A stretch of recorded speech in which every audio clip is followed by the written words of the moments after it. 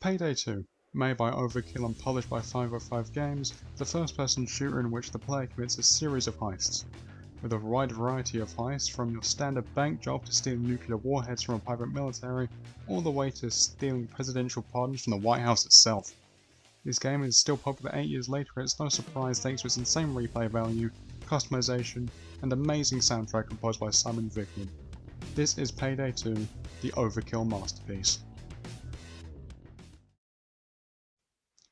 So let's talk about the heists because they're fun as hell and I love them. Except Henry's Rock. Fuck that heist.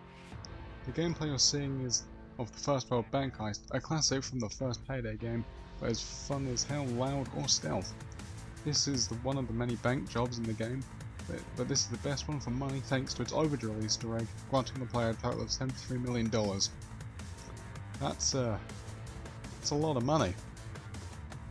However, the best heist in the entire game for money XP is the one and only cook-off, in which you have to cook bags of meth. Except you can cook as many bags as you want without a time limit, so that's technically unlimited XP. So in theory, go from level 0 to 100 in one heist using this method, but that'll take you God knows how long to do, and I'm sure you all have lives to lead. Ha! Who am I kidding? You play Payday, of course you don't.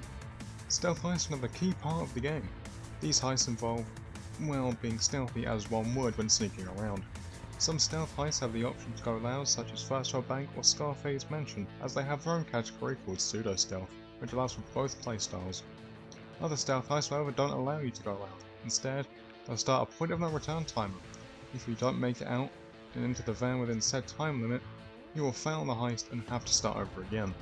By far the best stealth heist for money is Shadow Raid, as you can net a total of 14 million thanks to their samurai armor and the artifacts listed around the facility. Sure, you move slow as hell, but carrying them is worth the money. Not only do you get rewarded money off each heist, you can also get a random goodie after beating it.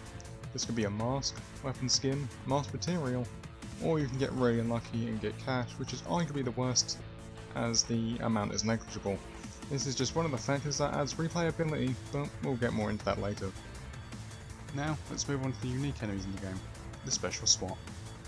These SWAT members can change the pace of the heist and force you to ring your brains just a small amount, as they will shift your focus on one thing to another.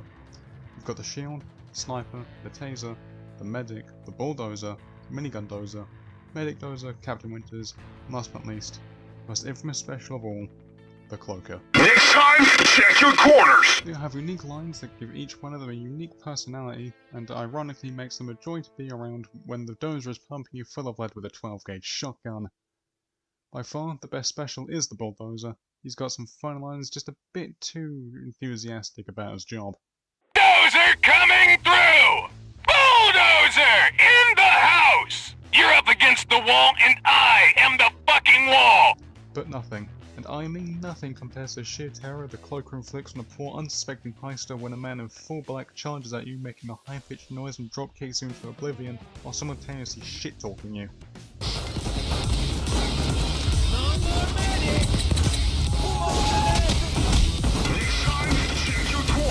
Originally, the cloaker wasn't in Payday 2, as people complained over how annoying he was in the first game, so when Payday 2 dropped, you know what people did?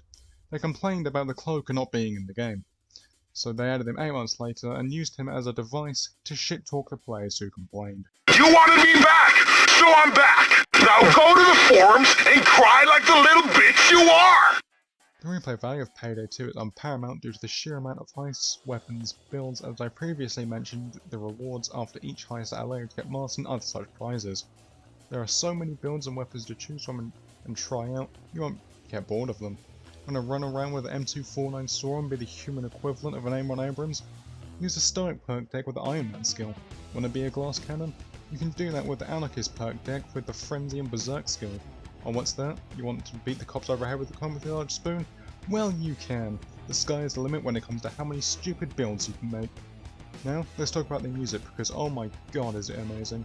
Composed by Simon Vickman, who also voices Bane and the Cloaker, made a soundtrack that fits the game perfectly, from songs such as the well-known Razormine,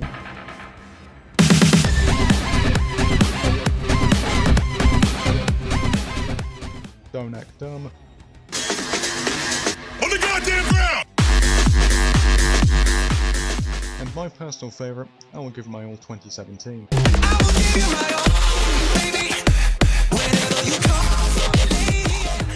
In fact, I will give my all was so good the 2017 version is a remake from the original Payday the Heist.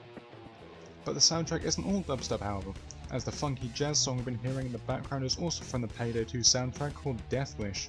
I'd love to talk about the music more, but I'd be here for hours and copyright is a bitch, hence why all the music clips are about 5 seconds long. In conclusion, this game is amazing as by far Overkill's best work in my opinion, and I honestly can't wait for Payday 3 to see all the content and listen to the amazing soundtrack I know it will have.